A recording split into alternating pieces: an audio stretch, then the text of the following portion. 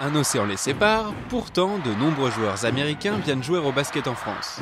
Lors du match de Jeep Elite opposant les Levallois Metropolitans au Portel, ils étaient 9 à se trouver sur la feuille de match.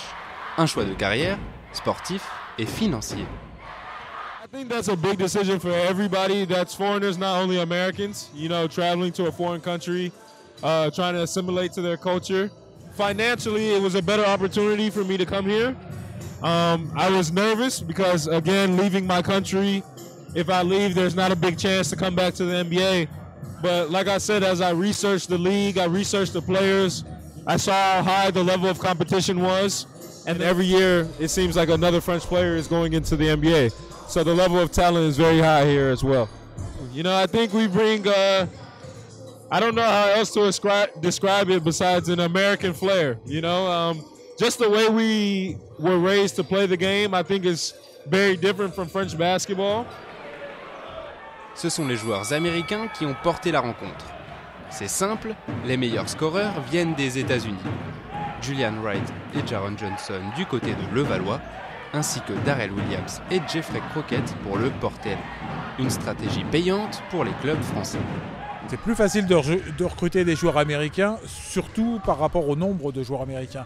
Le continent américain, en comparaison, c'est l'Europe. Hein. Et compte tenu du nombre de joueurs et du nombre de basketteurs, c'est beaucoup plus facile de trouver un joueur américain de bon niveau qu'un joueur français de bon niveau.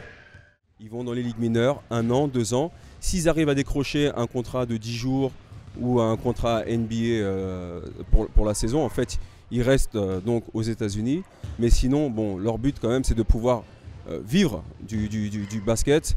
Donc les contrats G-League sont quand même, en termes de rémunération, sont quand même assez faibles par rapport à ce qu'ils peuvent prétendre à gagner ici en Europe ou même en Asie. Les joueurs qui jouent dans le championnat français ne peuvent pas jouer dans le championnat NBA.